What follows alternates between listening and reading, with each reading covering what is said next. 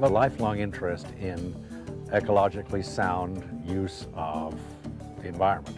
And this is clearly one. It's not hurting the ocean. It's helping me. It's much better than fossil fuels in any way, whether it be gas or oil. And it just makes absolute sense to me to do it that way. Well, I like the fact that their business is really involved in an environmentally friendly form of heating and cooling houses. The beauty of the GeoExchange heat pump is that it takes the heat out of the ocean, lakes, ponds, or out of the ground outside your home, where you have an extremely stable temperature and an unlimited supply of heat.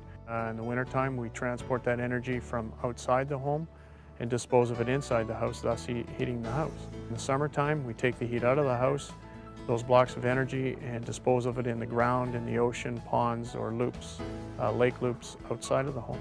You're basically paying for transportation costs of those blocks of energy alone. You're not actually paying for producing that energy. The energy is already there in the ground. For every dollar of electricity you use, you can get $3 to $4 of heat out of the ground for nothing. So it's very efficient. We've actually more than doubled the total square footage of our home, and our cost of heating, and we're not only heating but we're also cooling now, which we weren't before, has gone down. I would say roughly 75% less than it was. We were spending a phenomenal amount of money on heating the house with oil. When I moved up to British Columbia, to Victoria, which was just under 3 years ago, I knew that I wanted to swim. I've lived in California for most of my adult life, about 40 years, and I developed the habit of taking a swim every morning. There was a pool in this house, so I knew that I was going to have to heat it in the winter. I did not realize how much it was going to cost to heat with oil. I tried to heat it with oil, and I found that it cost in the area of $300 to $500 a month during the autumn and winter months. I asked a lot of people up here, and I was able to find Doug Lockhart Industries, who had some experience, had some good experience with water source heat pumps using the ocean. He came, we spent a lot of time planning, or he spent a lot of time planning what he wanted to do in terms of heating and where the undersea loops would go, and then he put the system in, and it has been absolutely miraculous since then.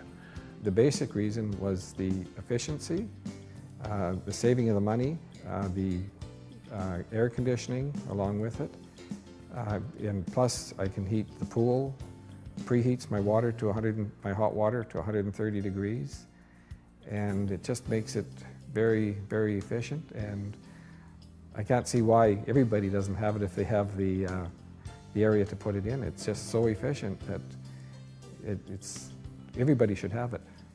In this house, they have the ventilation system for maintaining humidity control and also cleanliness of air. We've heard an awful lot about IAQ, indoor air quality, of late, with some of the mold mildews build up and how they've been linked to various serious respiratory diseases.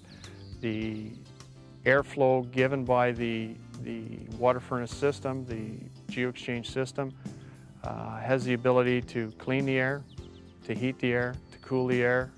Thus, by cooling in the summertime, we have the ability to drop the relative humidity and make it more comfortable in the house.